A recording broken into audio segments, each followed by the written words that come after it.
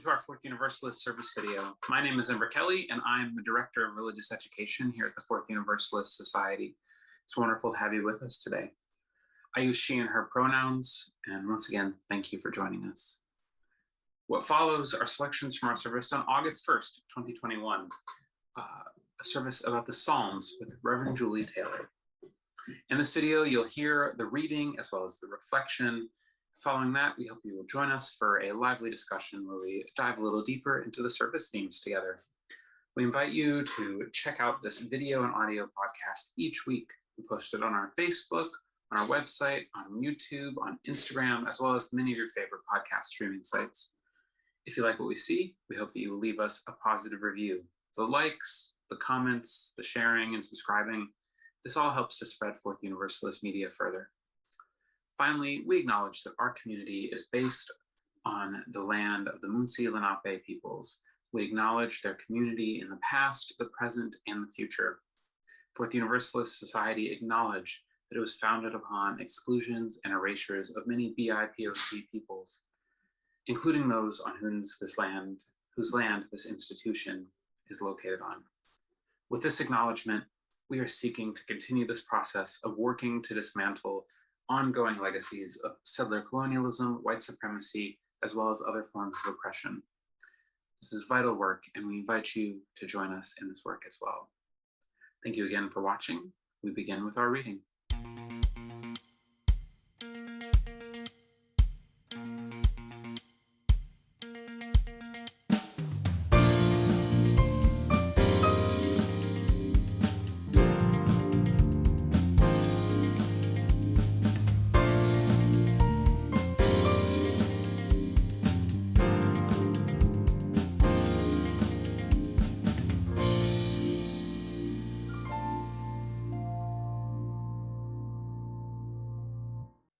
Our reading this morning is from Psalm 109, which inspired the song we just heard. This translation is from the Inclusive Bible. Jews and Christians have used the Psalms in worship for centuries. They were originally composed for use in ancient Israel, going back to the time of King David, circa 1000 BCE. O God of my praise, break your silence. Now that the corrupt and the deceitful are accusing and defaming me, saying malicious things about me, attacking me for no reason, in return for my friendship, they denounce me, though all I had done was pray for them. They have repaid my kindness with evil, my love with hatred. Yahweh, defend me for the sake of your name. Rescue me in the generosity of your love. Reduced to affliction and poverty, my heart is wounded within me. I'm dwindling away like a shadow. I've been shaken off like a locust. My knees are weak from lack of food. My body is thin and gaunt. I have become an object of derision. People shake their heads when they see me. Help me, Yahweh, my God. Save me because of your love. Let them know that this is your hand. It was you, Yahweh, who has done all this. Counter their curses with your blessing. Shame my aggressors when they arise. Make your faithful one glad. Clothe my accusers in disgrace, cover them with a cloak of their own shame. I will give thanks aloud to Yahweh and praise and proclaim God's praise in the assembly for taking the side of poor people, defending against those who would sentence them to death. Here ends the reading. Good morning. And I'm grateful to be with you all here this Sunday morning. It's been about a year, I think, since I was able to share the Fourth Universalist pulpit, which I love so much. And so in a virtual way, I'm grateful to be able to be here from Chicago. So joining you from Chicago, that's Grant Park there behind me. Although right now Lollapalooza is actually playing there. If I was there in the moment, you wouldn't be able to hear me over the noise. So glad just for the image. So the Psalms are really quite special to me. I grew up in a Christian household in the Northwestern United States. Went to Sunday school regularly, even went to Awana for a few years. And Awana, if for those of you that might not know, is kind of a scout group for evangelical Christian kids, where we earn badges for memorizing Bible verses. From an early age, I had a lot of exposure and interaction with the Bible.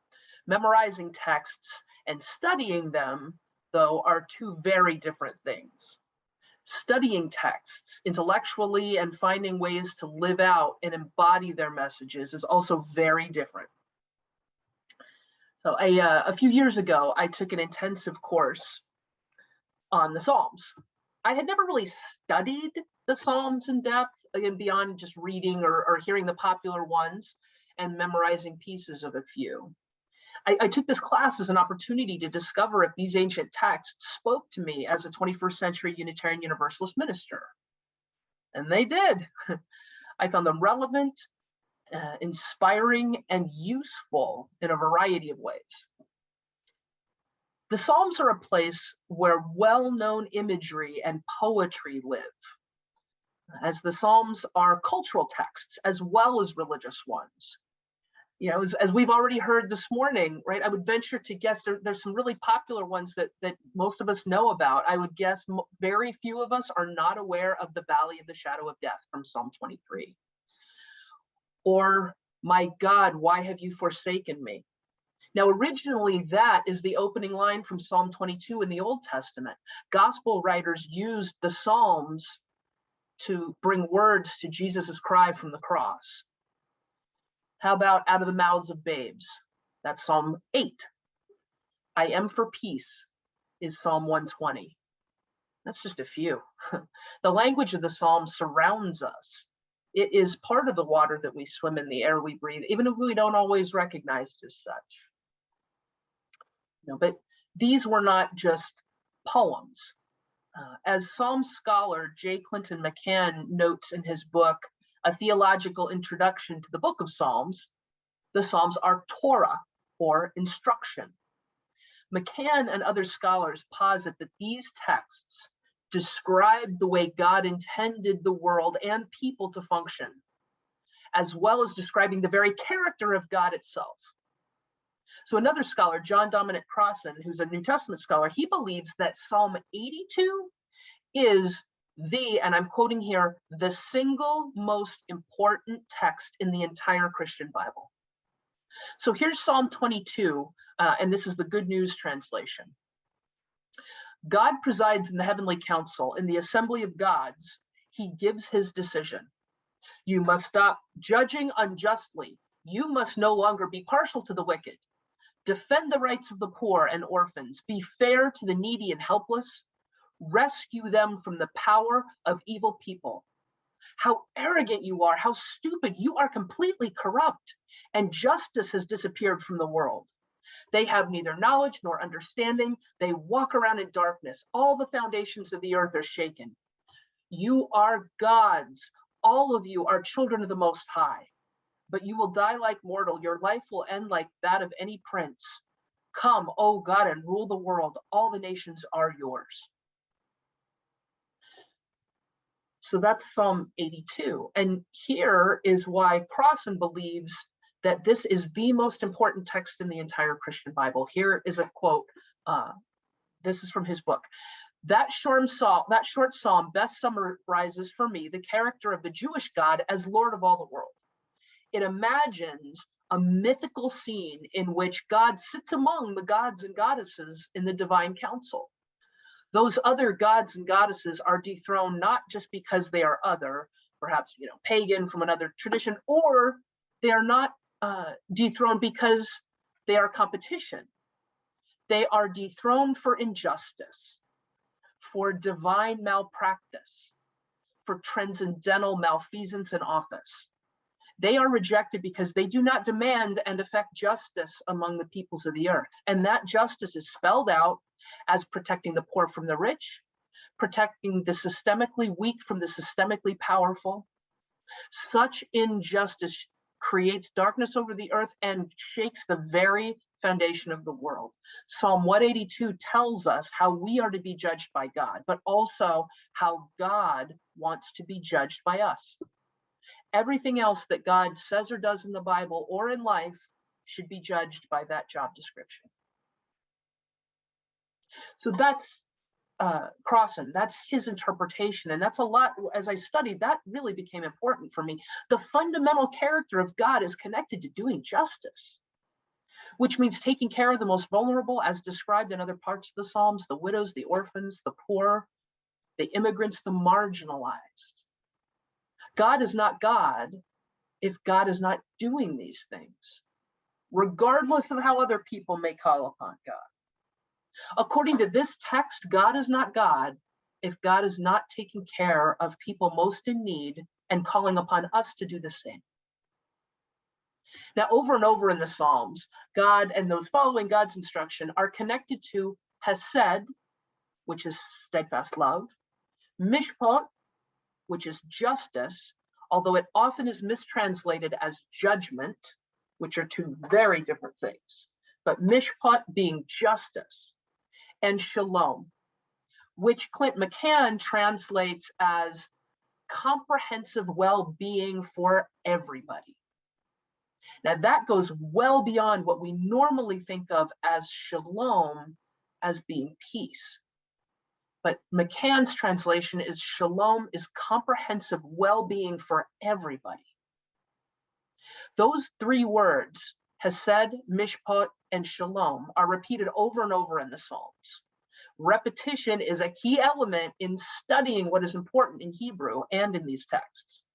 Hesed, mishpat, and shalom stand in the foreground of the Psalms. Now, I realize that everybody gathered here in our little squares, we probably don't all recognize God as an entity or a force.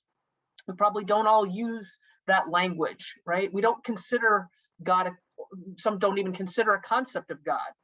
Some of you are likely theists and some deists, some atheists. And wherever you are on that spectrum, just go with me for the next few minutes and see if there's a way that these texts can be useful to you, because these are cultural texts.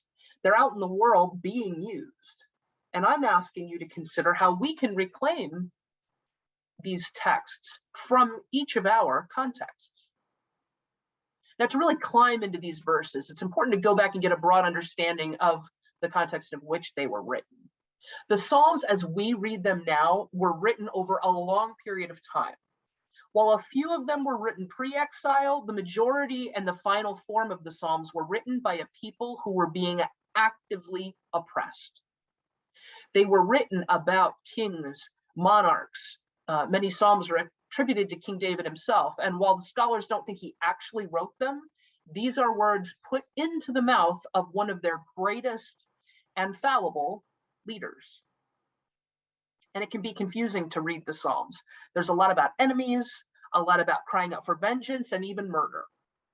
Remember that we read these from our context, and for Westerners and those of us who hold many forms of privilege, our context is generally that of those in power. And that's hard for us to think about. We don't like to think of ourselves as participating in the oppressing, the holding power or holding privilege. And this is the tension that we have to hold while reading these Psalms. This juxtaposition can be really disorienting. So as you listen today, listen outside of your experience. Imagine those voices coming from those most vulnerable and most marginalized in society. Be mindful of their context and yours. So I encounter the Psalms as a book comprised of tools. Tools for healing, cries of anguish and for justice, expressions of humanity from a people in a torn and broken world. Now, am I talking about back then, or am I talking about what's going on right now? All right. These are not the voices of the ones in charge. These are not the voices of the ones in power. These are not the voices of the ones with privilege. They are the voices of the ones who have nothing, who have no power, the voices of the ones crying in the streets, who won't stop and who are demanding change.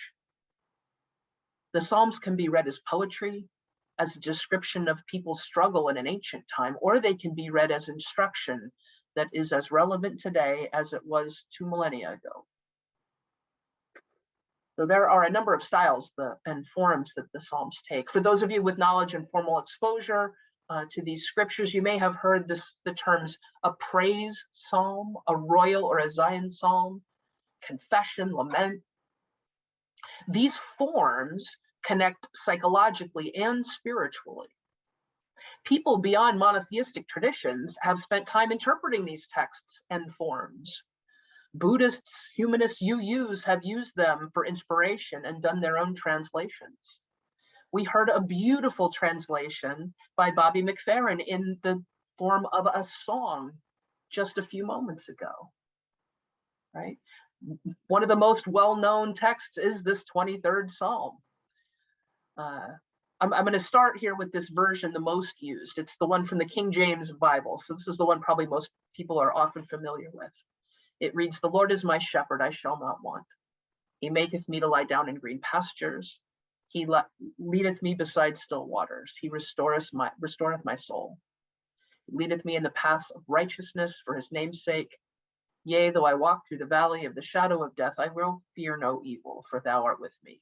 Thy rod and thy staff comfort me. Thou preparest a table before me in the presence of mine enemies. Thou anointest my head with oil. My cup runneth over. Surely goodness and mercy shall follow me all the days of my life, and I will dwell in the house of the Lord forever." See, those are powerful words, powerful images of not being alone during times of great sorrow or fear. And these are profoundly human needs. These words and images are not confined by a belief in God or an adherence to a particular religion. Suffering is. Death is. And so if suffering is normative, the Psalms may be a resource for resilience. Could laments help counter the prevailing cultural narrative that, if you do the right thing, if you vote for the right person, if you buy the right product, if you do everything you're supposed to do, you will not suffer. Except if we recognize that suffering is, we can use lament to accompany us in those times, right? To counter that narrative. There's a beautiful book by a Buddhist teacher, Norman Fisher, and it is called Opening to You, Zen-inspired translations of the Psalms. Here's Fisher's interpretation from a Buddhist perspective of the 23rd Psalm. "You are my shepherd. I am content. You lead me to rest in the sweet grasses, to lie down by the quiet waters, and I am refreshed. You lead me down the right path, that path that unwinds in the pattern of your name.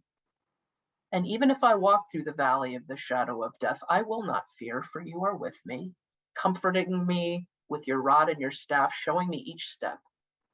You prepare a table for me in the midst of my adversity and moisten my head with oil. Surely my cup is overflowing, and goodness and kindness will follow me all the days of my life and in the long days beyond, and I will always live within your house." So there's a Buddhist teacher connecting with, digging in, using this psalm to find a way to navigate at a time of suffering. Even humanists have taken the 23rd Psalm and used it to wrestle with uncertainty and mortality. Reverend Charles Donald Seleska wrote his interpretation while he was wrestling with his own cancer. This is titled The Religious Humanist's 23rd Psalm. "Life itself is my guide. I shall not be denied its sustaining power. The green earth provides me with lavish nourishment. Cool, still pools of water refresh my spirit. A deep intuition leads me along a path that is true for the sake of existence itself. Even though I walk through a valley where dark shadows prevent me from knowing where life finally leads in death, ultimately I will not fear, for the energy of the universe is with me. The tools by which I am kept from wandering off into despair, they are a comfort to me. Even in the face of threats to my well-being and my very life, the spirit of life nourishes me, honors me with its presence, and reminds me that I really have more than I need. Surely goodness and kindness radiate upon me constantly, and I shall dwell within this universe with its transforming process forever. To engage with these texts, you don't have to be a deist or a theist. You can be a humanist or an atheist. You can find a language that speaks to you because these texts are gigantic. The Psalms are rich texts full of deep places of the human psyche and spirit. Now, back when I was in seminary, we had an exercise where we were asked to contemporize a psalm, to make it connect to us, to our lives. And it was one of my favorite assignments in that course, partly because we were given the freedom to make this scripture matter to us. We were the translators. And so here's one of the translations I wrote, and this is a short one. It's from Psalm 118, just two verses, 22 and 23. So 118, 22, and 23. And the original reads, "The stone that builders have rejected has become the chief cornerstone. This is the Lord's doing. It is marvelous in our eyes." My translation. These queers that the righteous deem unacceptable are now the people chosen to lead humanity through the next doorway. The Creator has chosen. Fabulous. One of the things I found most profound and the most useful for me in the Psalms class I took a few years ago is the concept that God's character is to be on the side of the marginalized.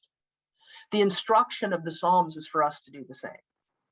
This class gave me a new focus and grounding in my own social justice work. Hesed, right, steadfast love. Mishpat, justice, often mistranslated as a judgment, but it is justice. And shalom, comprehensive well-being for everybody.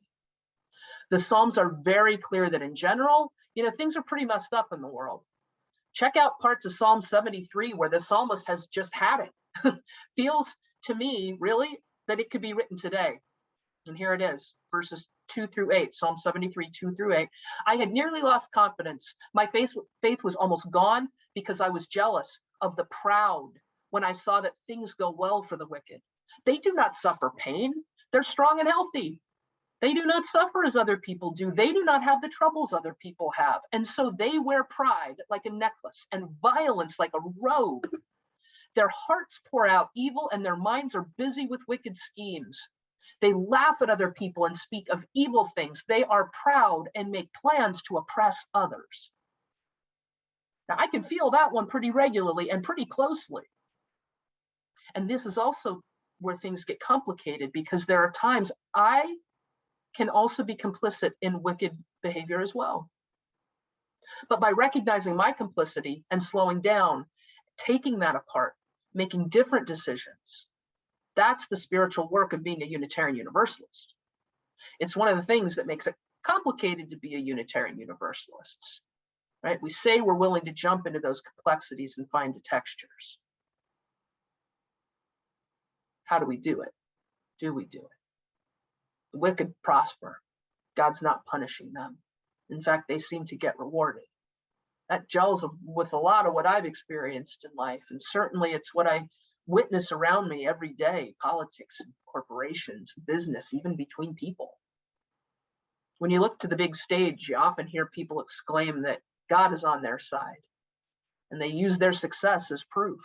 God's on the winner's side, right? It happens in sports and politics and business, and God must be on the winner's side because God isn't a loser. Well, this is where we have to be vigilant again in reading what's actually in the texts.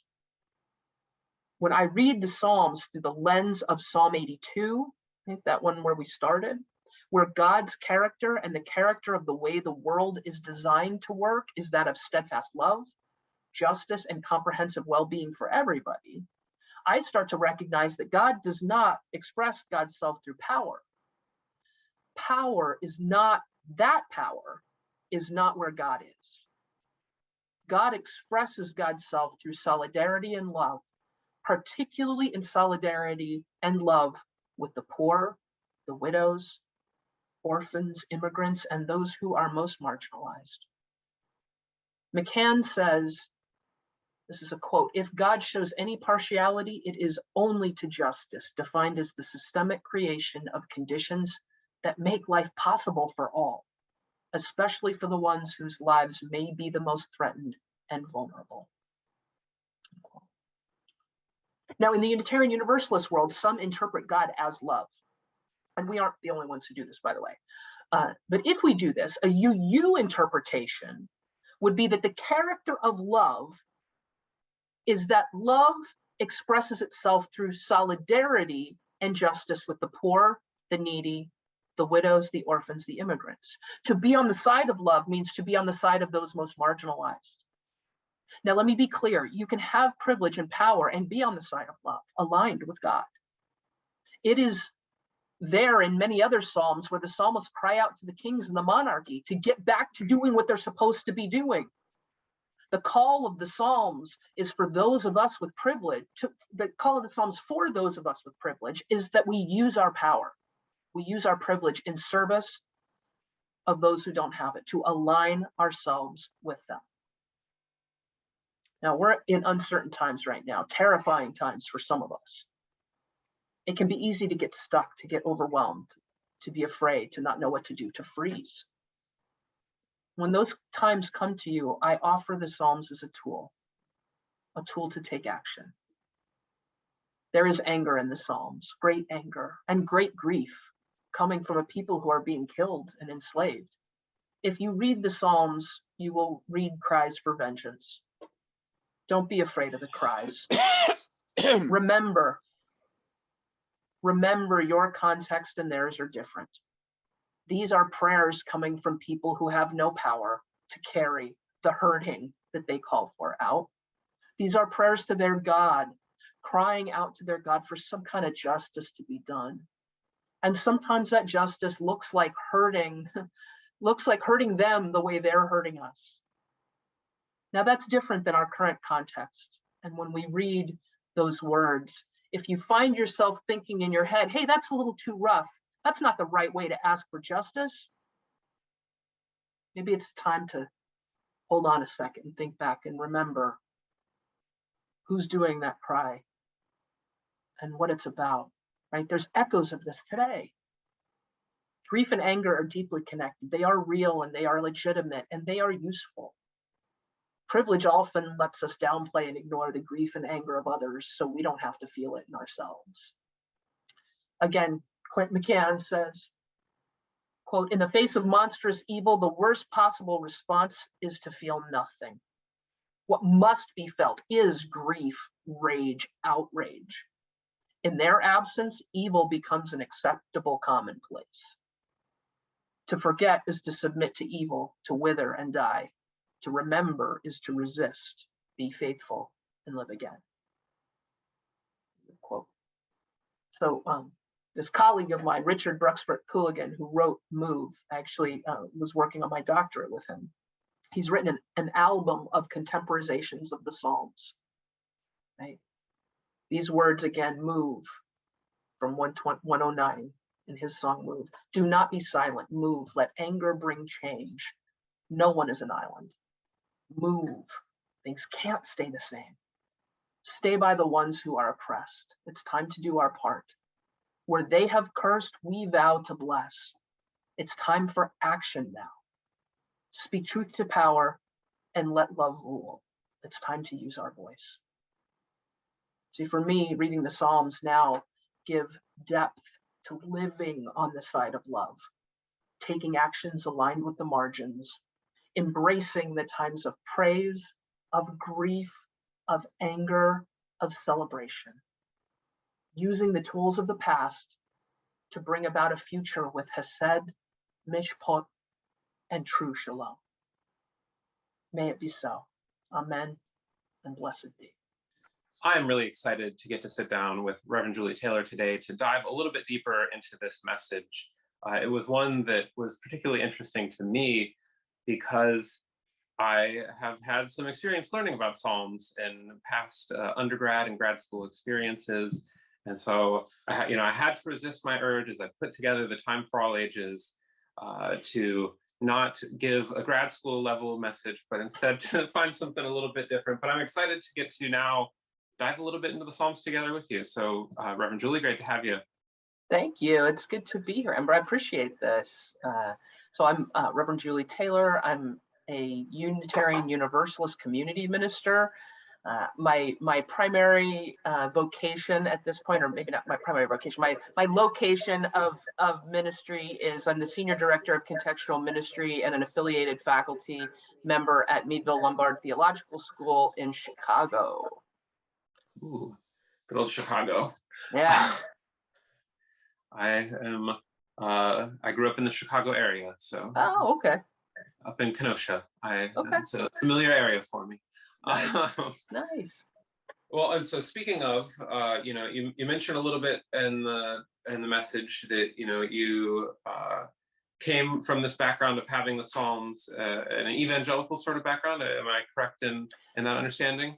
Yeah, I'm older than people might suspect. So when you think of evangelical Christianity, for me growing up in the early 70s, it was a very different experience than what it turned into more in the 80s, that turned toward moral majority and becoming very political. Evangelical Christianity at that point had nothing to do with politics. Really, the time was not spent on this world. The time was really spent on the next. And so it was a very different experience and understanding of evangelical Christianity, just totally different than what the context is now around that. So that movement has shifted and changed a lot in the last 30, 40 years. Having gone to an evangelical Pentecostal school for all of my 90s and early 2000s upbringing, definitely was a bit more political. Yes. Yes. Yeah, 20 years earlier, absolutely different story. Great book I would highly recommend on that, called Crazy for God. Not heard of that one. I thought I knew all my evangelical books. No, Frank Schaeffer, Crazy for God, someone that came up and was part of that movement and part of the politicizing of it, and now has done a 180 as very much against it. Highly recommend that book, Crazy for God by Frank Schaeffer.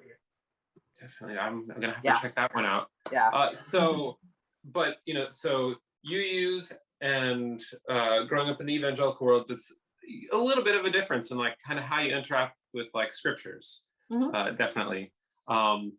Would you be able to share a little bit about like how, like maybe with the Psalms, how like how that's different for you now, interacting with them now as a UU minister versus as a young evangelical in the 70s?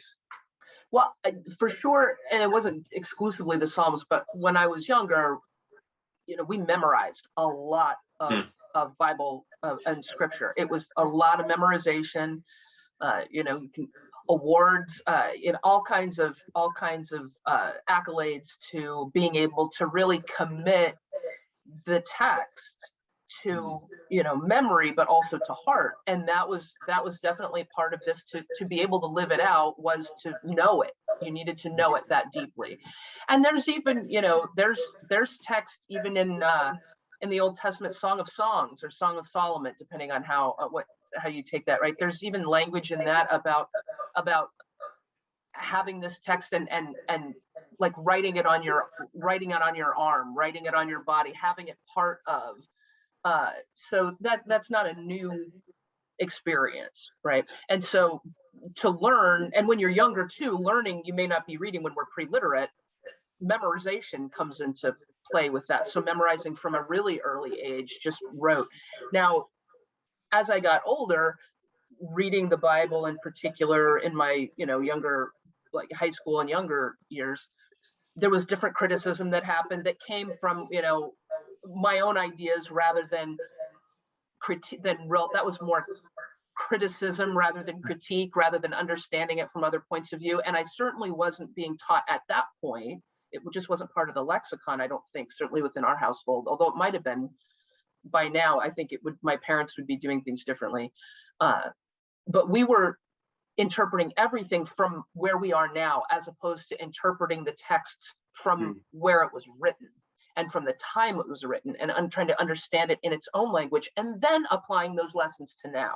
And so that's, I think, the biggest change, which I talk about in the sermon too, is for me to use the Psalms or any sacred text responsibly for me is to try to understand it within its own context, and then find ways that it makes sense to take that context and where are there parallels, where are there not parallels, how does it make sense today to use that as illumination or as a lens to be able to maybe understand something happening now, or maybe not even understand, to help. Is it a tool that can be used for support, as a balm? Is it can be used as energy? Yeah, definitely. So, I mean, that kind of relates to another question that I wanted to ask you was, is there, on like a personal spiritual journey, as much as you'd be interested in sharing, is there a way that the Psalms, play a part in your own spirituality? Yeah, when I took, as I mentioned, I took a particular class working on my doctorate on the Psalms from a scholar, a Psalm scholar. I mean, that's what he does, and that really shifted to be able to narrow the focus so much on the Psalms. Really helped me even more, certainly more than even my master's study. Really allowed me to focus on well, what are these specific texts working with? What were the people experiencing, right? Where were those cries? And then, really importantly, because of my own social location and context, where would I actually be? I know I read it and want to be right there with the people screaming for justice, and there are times when that's there, but when I have to look at myself, okay, well, what does that mean? What would that mean as a white person who has education, who has is a homeowner? Like, where do I fit in that? I can't just claim to be the one demanding justice as though it's exactly the same as the context of the folks at the time when it was written, and even now in a current context. Where are those places? There are some places where I would align with that, but other places I go, okay, well, how would I use that now? And so there's a way that's part of how it influences me spiritually, to do that exercise, because that's hard exercise. That takes humility. It takes self-understanding. There's a spiritual exercise in that that's really important. I listen to the music, and I know that you're gonna, the piece you brought about how music can evoke experiences or help us express. This songwriter Richard Bruxford Cooligan, and we used one of his songs, "Move," for the reading. He has an entire album of his reinterpretations of Psalms, and so going to that album, I like his reinterpretation of the words, certainly. So that is also something that I go to if I'm in a mood, or I need an encouragement, or I'm really struggling. Using music that way can be very helpful. And he's not the only one that reinterprets Psalms that way, but he was the one that I really started to go, oh, I see how this can be used now. Okay. And so now I search out other interpreters that use song that way. And the Psalms were kind of built for that. So it's really quite remarkable. Right. Definitely. I think, so you hit on it in the message. And one of the things that really stood out to me from my experience studying the Psalms in school was that, especially as someone who grew up in the 90s, 2000s, very rigid, strict understanding of relationship with the divine, that the Psalms are all about like how complicated that can be, and like how you have such various feelings. And I feel like we're really feeling that this last year with the pandemic. Yeah, the last 2020 thought that was something else. I'm done with 21. Right. And you're right, that this is one of my messages in this particular message in this sermon, is how can the Psalms help us embrace and recognize that all these pieces of humanity are humanity, right? And there are Psalms of praise, there are Psalms of lament, there are just whether it's grief, anger, joy, excitement, honoring, right? That this text has been passed on for thousands of years now. These texts have been passed along as a way, and I think one of the reasons that they continue to be venerated is and experienced and reinterpreted is because there's a vitality and there's a reflection of the human experience. Yes.